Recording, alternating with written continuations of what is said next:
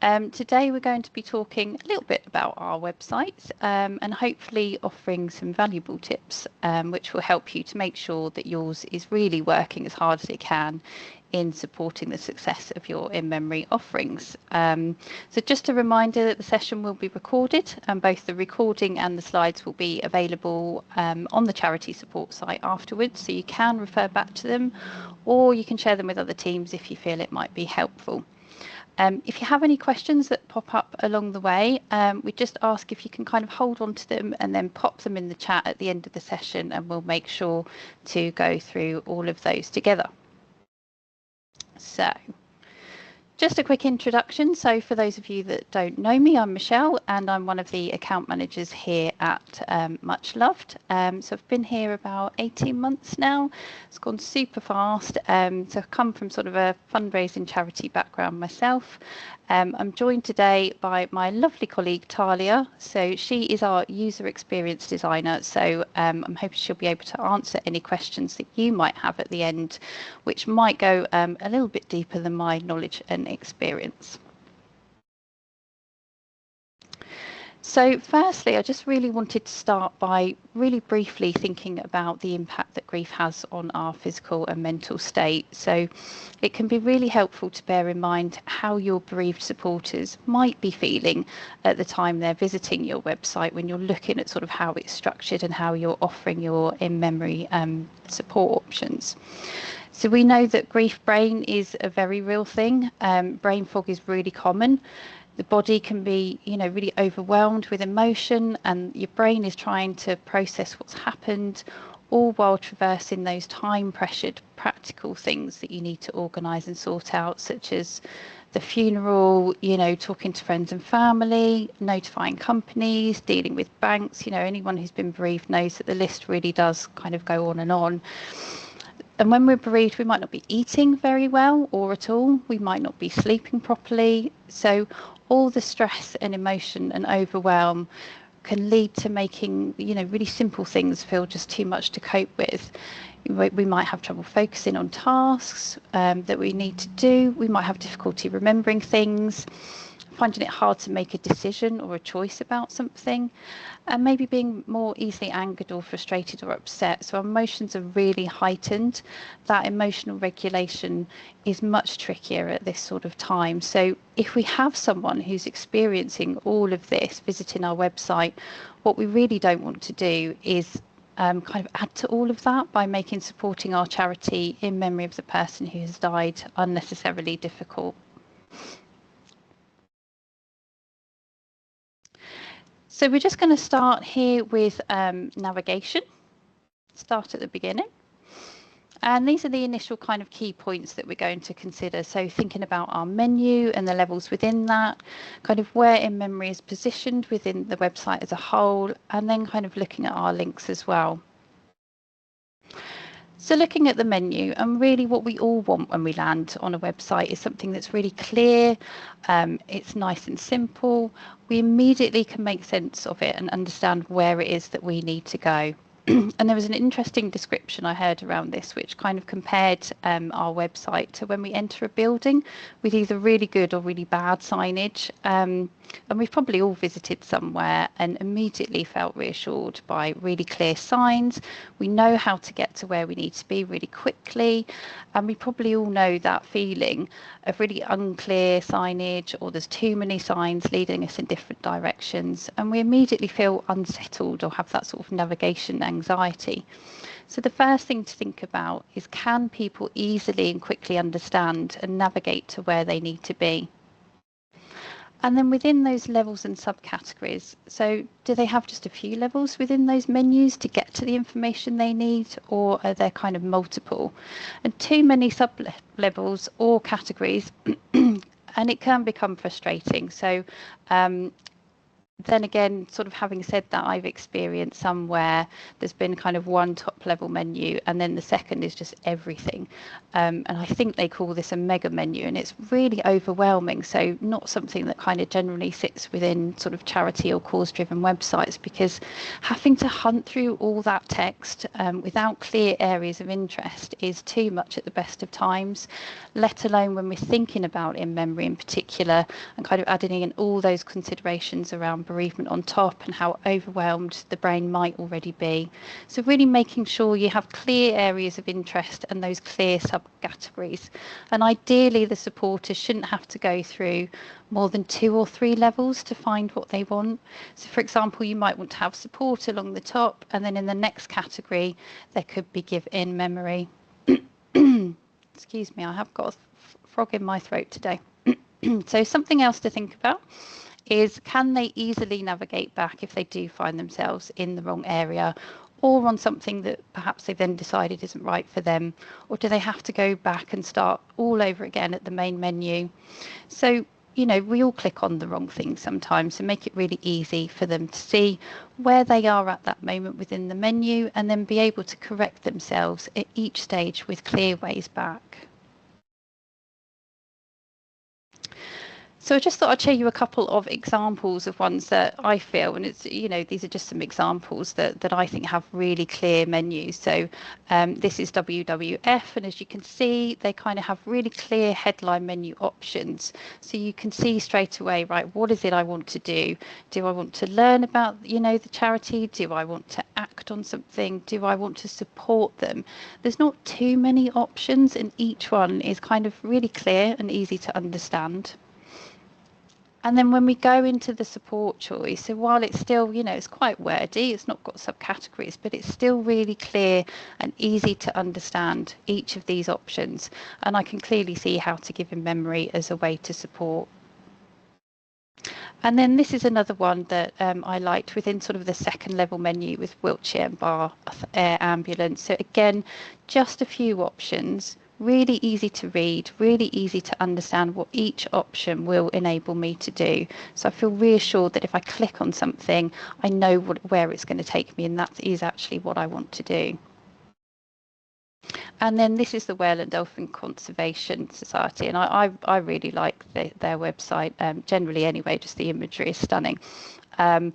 But it's really clearly broken down into the different sections of what you can do within in memory. So you can click on it, you can easily kind of see a little bit more information, really clearly links to how you kind of take that action. So then moving on to kind of how we position our in memory option, and this is really thinking about, does it make sense to anyone visiting your website, or does it really just make sense to us internally as a charity?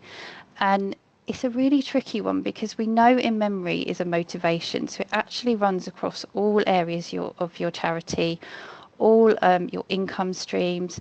But really that's why it's so important to make sure it's positioned in a way that however people view their support of you in memory of that person, whether it's donating or fundraising, they can really easily find information on how to support you in this way. And we'll talk a bit more about that when we discuss kind of language, but just thinking about the actual positioning of it. And we've sort of seen all sorts of places where in memory options have been hidden and tucked away, such as within legacies or bereavement support, for example. And I think the question to ask is, would our supporters naturally navigate there if they want to support us in memory? And, you know, that might actually, the answer to that might be yes. For your supporters, that might be where they're gravitating to as well.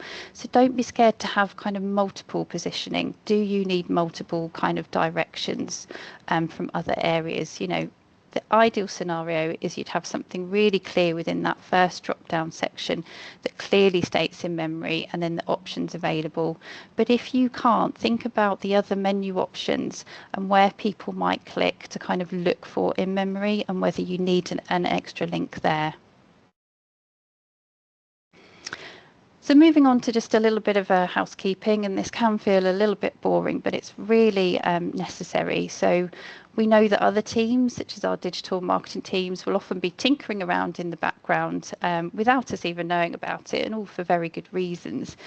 But it can lead to things changing or accidentally being removed. So it's really good practice to just check every now and again that all your links are still there, they're still correct, they're still working. And from a much loved point of view, I think the most frequent issue we see is where your bespoke links have been removed by accident, and then when it's been put back, it's actually not your own bespoke much loved link, it's our standard much loved link. Now, this will obviously still lead to a tribute being created, but it's not that branded charity experience that you want. So all those bespoke elements, like your GDPR message, won't actually be being shown, and you'll be missing out on all those kind of important pieces. So make sure that those links are actually your own bespoke links. And if you're not sure, if when you hover over your link, the URL actually has your charity name within it, then you're on a good track. If it doesn't and it simply says much loved, then you probably need to check that. And you can get in touch with your account manager if you're not sure what your bespoke link is, and we can kind of send you all that information again. Just to say, I've actually had it in the past where an entire page talking about funeral giving was removed, and I didn't notice for a couple of days, because let's face it, how often do we check our own websites? You know, we're really super busy. So actually it could be a fabulous job for a volunteer just to ask them to kind of pop on every now and again at a frequency that you feel is right for you. Check that all your links are present and correct, and everything is working beautifully. So just moving on to language now, and this kind of slightly crosses over between navigation and language, but just a couple of things that we're going to kind of consider when we're thinking about this in our homepage and kind of across the whole website really. And first things first, when people hit our own page, what will people be looking for? So we really want to be viewing this from the supporter's view. Will they be seeing the action that they want to take, or the information they want to find, as maybe fundraising, maybe donating, maybe they're not really sure? You know, what keywords will pop into their head, and can they easily scan and find those words or something similar? For example, if they want to ask for donations at a funeral, can they easily find that on your site? And I just wanted to talk about funeral collections for a moment, because this is actually a really common thing we see when visiting charity websites, is that we can't find information on how to give donations in lieu of flowers or at the time of a funeral. And this is probably one of the most, if not the most, common way that people will want to support your charity in memory. So it should be a really natural option for you to include on the website. And if you are one of our partners, you will have specific links or widgets to what we call a funeral notice. So this is essentially the same as creating a tribute page, but during that creation process, it has one extra step where all the information around the funeral is collected, and then that displays on the front of the tribute, as you can see here in this example. So, you know, you have this, so use it, make it really easy for your supporters to give at the time of a funeral. And then thinking about that funeral search keyword, so if they can't find it on your website, you know, if they're just too tired, they're too stressed out, they don't want to hunt through your menu, they just type it in the search box, what actually happens? You know, test it yourself and see what pops up on your website if you put funeral in the search. And I've done this a couple of times and noticed that some really beautiful case studies came up, you know, really inspirational stories about other families that have given at the time of a funeral and then maybe gone on to do more, what it meant to them, the positive impact it had, which is amazing. But then there was no link or information about how I might be able to do the same thing. So absolutely use those inspirational stories, but don't forget to use your bespoke links as well, and make sure people can find how to do that themselves. And next we're going to think about terminology. So we do mention this quite a lot, and it's important that we don't fall into using those terms that kind of only make sense to us in the charity world or even internally. And this actually goes for beautifully named tribute fund schemes as well. So we see lots of them that absolutely fill our heart with joy. The thought and care that goes into, thinking up these names is amazing.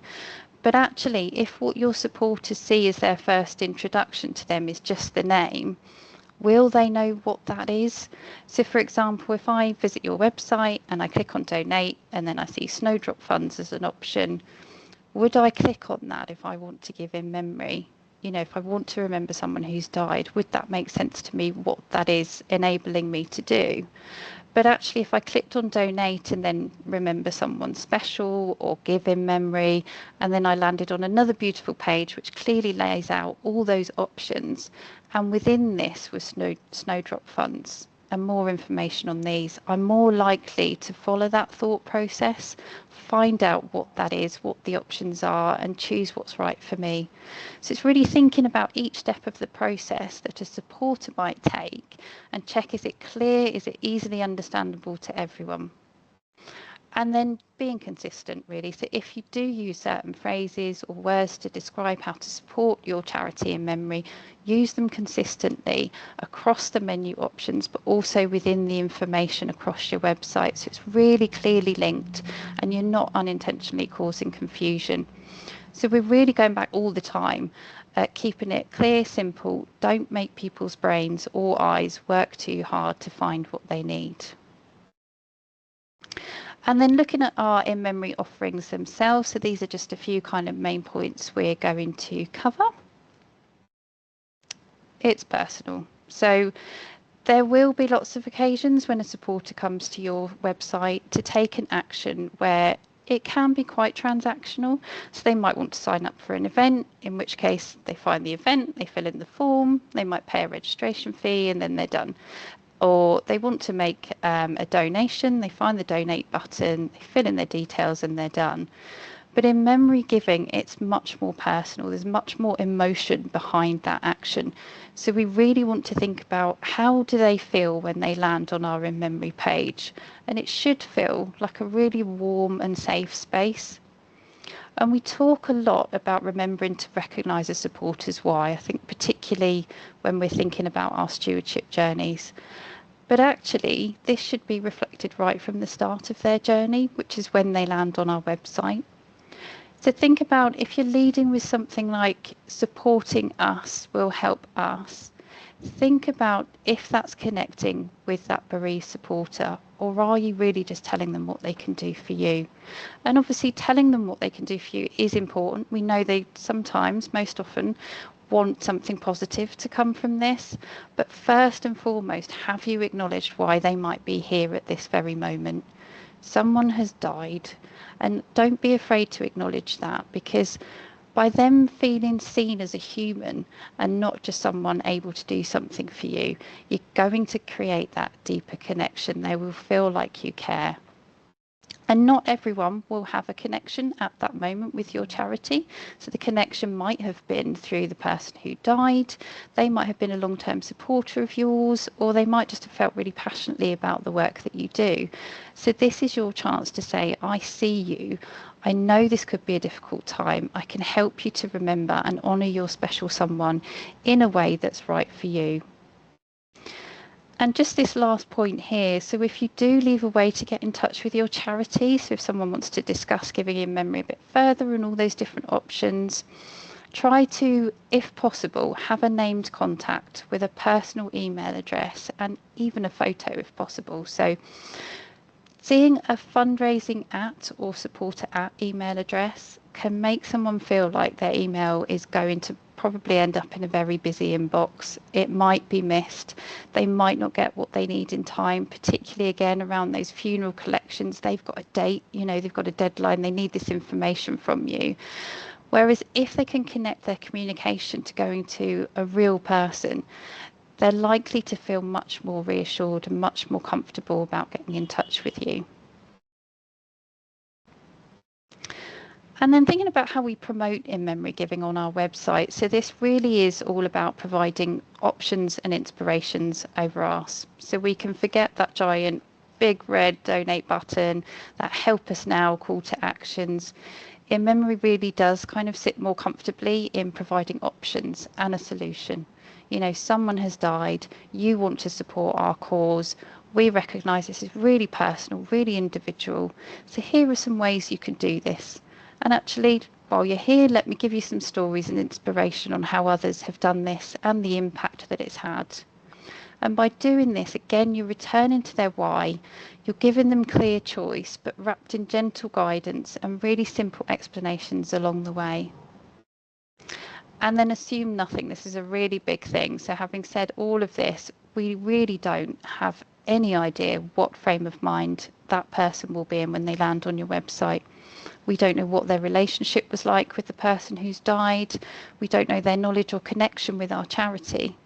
So this is why kind of options are very important, because a tribute fund might be too much, in which case could you also offer a dedication page as that sort of halfway point between tributes and a basic online donation? You know, we want to offer options for everyone, so no matter their connection to that person being remembered or to your charity, you know, they have an option that may be right for them. And just one more additional consideration I just wanted to mention is that some charity websites offer kind of envelopes or boxes. They might mention tribute funds as a way to collect donations at the time of a funeral. But to get that information, bereaved supporters are kind of forced to call you. So really think about, is this necessary? Could they fill in a form for envelopes to be sent? Again, are you using your funeral create links or widgets so they can set that up themselves then and there? You know, we need to remember they might not want to make another phone call. They might be visiting late at night and they just want to get this ticked off their list. So we don't want to be a barrier in them doing what it is that they need to do. And these are just a couple of pages that I really liked that use language and kind of recognise the person's why. They really kind of bring it back to the person being remembered. Keep the memory of a loved one being high. They talk about, they know that it's a difficult time. There's a personal contact here, so that's really lovely to see.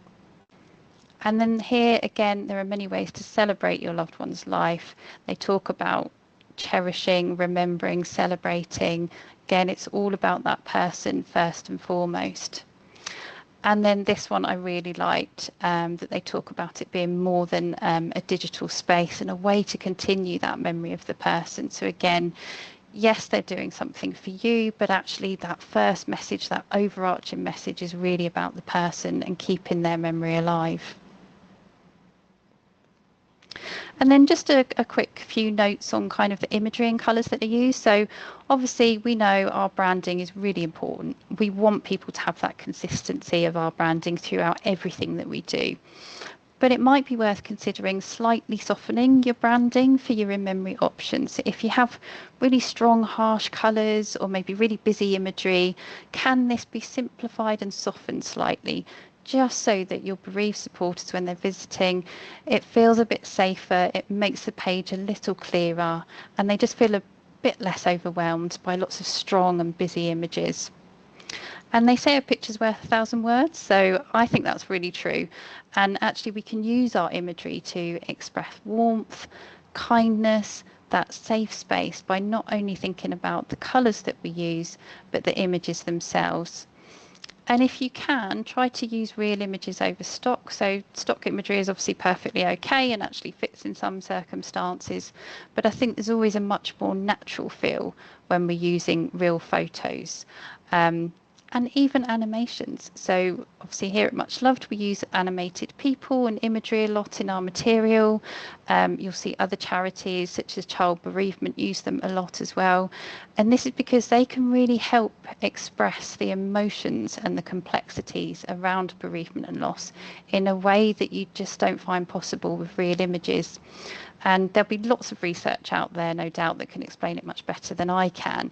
But just thinking, if we see an image of a real person who might look sad or low, that can be quite hard to capture in one image, and it can look a bit staged. Whereas an animated image of a person, perhaps hugging a photo or with a memory bubble, you know, of that person above their head, suddenly we're connecting much more in terms of that emotion rather than the individual in the image. And imagery with no people also works really, really well. So very reflective themes of nature, you know, beautiful landscapes, sunsets, the ocean. They kind of all stir up that feeling of hope and memories and reflection. So don't be afraid to use these types of images. And something I just wanted to mention as well is thinking about hard-hitting imagery or imagery that captures your charity service.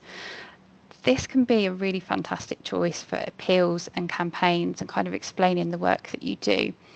But it might be worth considering some softer options for your in-memory pages, because seeing certain images could have a negative impact on those landing here.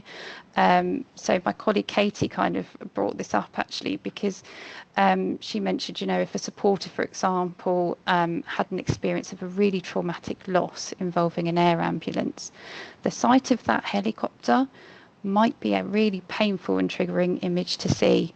So I'm guessing the main message really is think about how that image that you're using makes you feel, rather than focusing on trying to get an image that is really specific about what you do. So this is an example I really liked.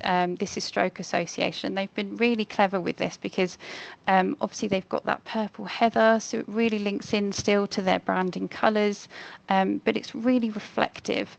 And I think whoever's looking at that can kind of really feel that emotion behind it. And then again, this is Wiltshire and Bath Air Ambulance. So again, you sort of get that feel, that connection. They're an air ambulance charity. You know, it's a view probably from an air ambulance, but it's an aerial view. It's very reflective. It's not that here's our air ambulance, this is, you know, why you're here. So that's a really, really beautiful example, I think. And then I just wanted to talk about some resources. So obviously we want to help you as much as we can, keep this as simple as possible. So some options that we have which might help you on your website is obviously our videos. So we have our animated what is a tribute video. We also have some branded leaflets. So you can have unbranded leaflets if you want, and they're available on our charity support site alongside the video as well. You can have branded options. There is no charge for partners for these, for the leaflets. There is a charge for the videos if you want them branded. But as I say, either get in touch with your account manager or visit the charity support site. But these are things that you can sort of add to your website just to help explain. Again, it stops people having to get in touch. It's got nice information there. And then just a quick checklist. So we like a quick print takeaway that we can kind of check back on and just kind of consider, are we thinking about all these things when we're looking at our in-memory giving on our website? And then I just want to say thank you.